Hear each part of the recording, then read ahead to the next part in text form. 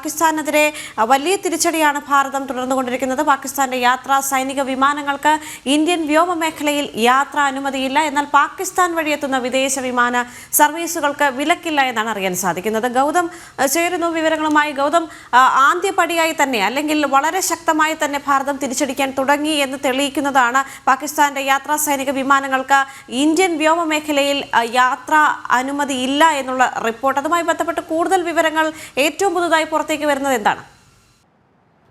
ദേവിക, ഇന്നലെ രാത്രിയിലാണ് ഇത്തരം ഒരു തീരുമാനം കേന്ദ്ര സർക്കാർ കൈക്കൊണ്ടത്.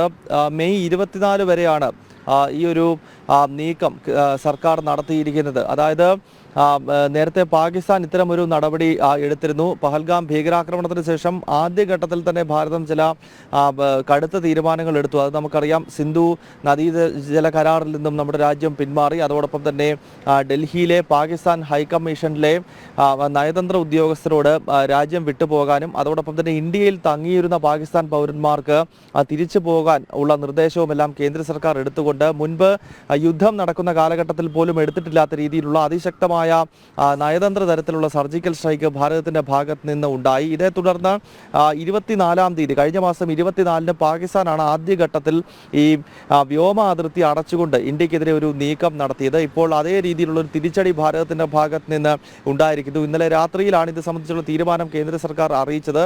ഈ മാസം 24 വരെ പാകിസ്ഥാന് മുന്നിൽ വ്യോമ അതിർത്തി നമ്മൾ പൂർണ്ണമായി അടച്ചിരിക്കുകയാണ്. പാകിസ്ഥാന്റെ യാത്രാ വിമാനങ്ങൾക്കോ അല്ലെങ്കിൽ മറ്റ് സൈനിക വിമാനങ്ങൾക്കോ ഇനിയും ഭാരതത്തിന് മുകളിലൂടെ അല്ലെങ്കിൽ ഭാരതത്തിൻ്റെ വ്യോമ അതിർത്തി വഴി പറക്കാനുള്ള അനുമതി ഇല്ല എന്നതാണ് ഏറെ ശ്രദ്ധേയമായിട്ടുള്ള ഘടകം. എന്തായാലും യുദ്ധസമാനമായ ഒരു അന്തരീക്ഷം ഇരു രാജ്യത്തിനുമിടയിൽ നിലനിൽക്കുന്ന ഘട്ടത്തിലാണ് ഇപ്പോൾ മറ്റൊരു നയതന്ത്ര തലത്തിലുള്ളൊരു നീക്കം കൂടി ഇപ്പോൾ കേന്ദ്ര സർക്കാരിൻ്റെ ഭാഗത്ത് നിന്നും ഉണ്ടായിരിക്കുന്നത്. ദേവിക, ശരി.